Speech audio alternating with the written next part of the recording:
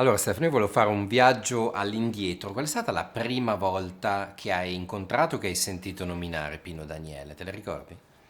Io sì che lo ricordo, io ricordo che c'erano già c'erano in Napoli Centrale ad un festival nella prima metà degli anni 70 a Licola e c'era questo ragazzone che fu presentato con una discreta enfasi da James Senese. Penso che nella mia fantasia, nei miei ricordi, perché ormai stiamo parlando di 40 anni fa, mi sembrava che fosse appena entrato nella formazione, se ho ben capito, se avevo capito bene, se i miei ricordi non sono confusi. Poi invece ho Pino Daniele in effetti con il secondo album, quello di subito prima di Nero a metà, quello che si intitolava Pino Daniele, fu il primo album italiano di un artista italiano che veramente spostò la mia attenzione verso i cantautori, perché io fino allora ascoltavo solo musica internazionale, quasi solo musica internazionale.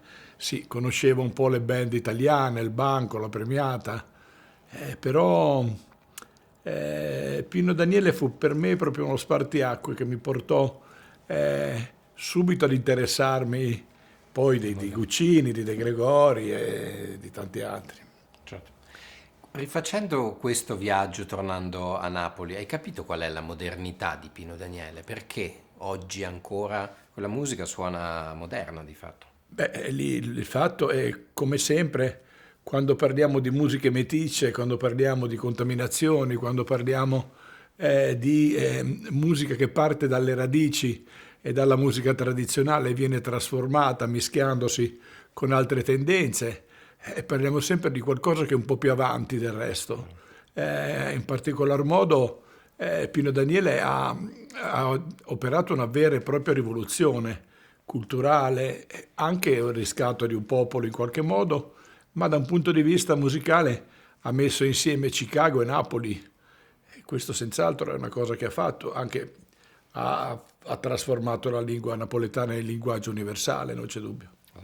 Umanamente invece che tipo era Pino Daniele? Che ricordo ne hai di lui? Sì, un burbero si dice che avesse un bruttissimo carattere, non ho avuto il dispiacere di conoscerlo sotto questa veste. Con me ha avuto sempre un rapporto molto confidenziale, molto amicale, fin dal primo momento. Dico, io sono stato fortunato perché, fortunato insomma in una situazione triste perché Pino non era stato bene nel- negli anni subito prima che ci incontrassimo, per cui ehm,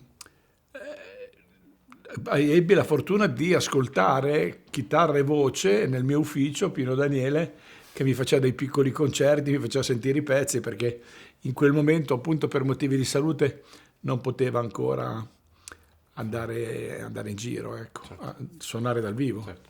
Di tutti gli incontri che vediamo in Nero a metà, qual è quello che ti ha emozionato di più?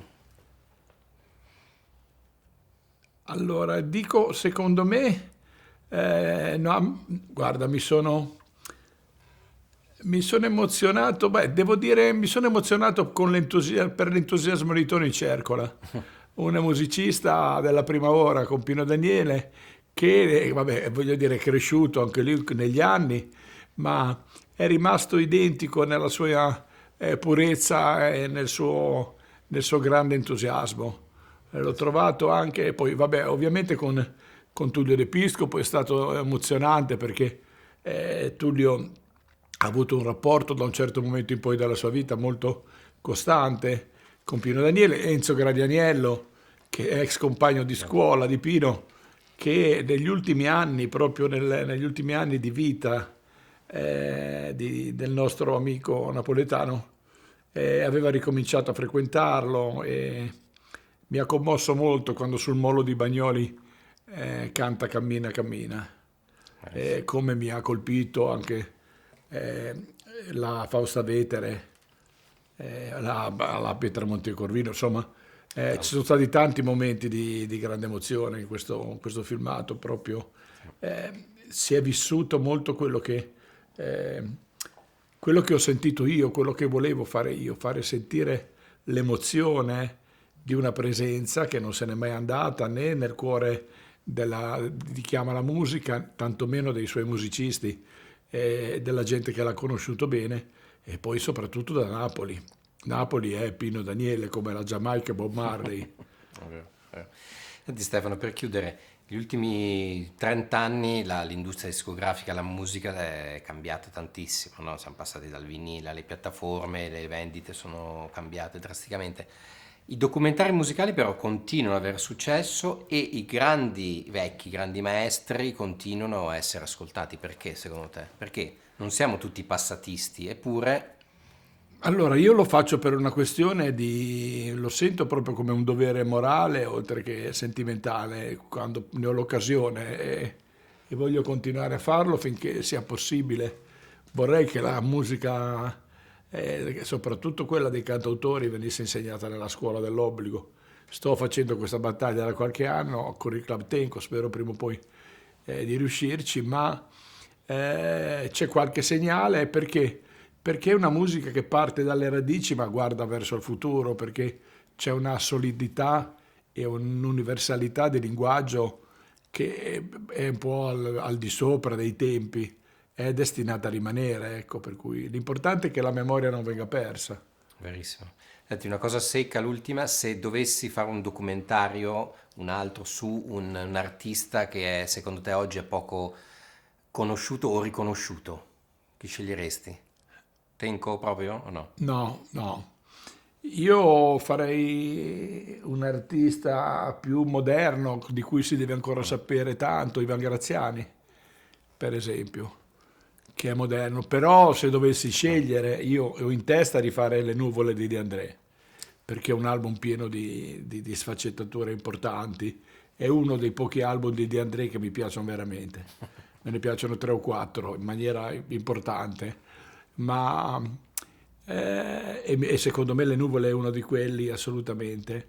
Eh, Poi mi piacerebbe far Battisti tutta la vita. Vabbè. Ci fosse accesso ai tesori di Battisti, ai suoi master, alle sue edizioni, non passerei degli anni a parlare di Battisti. Grazie mille. Grazie. Grazie.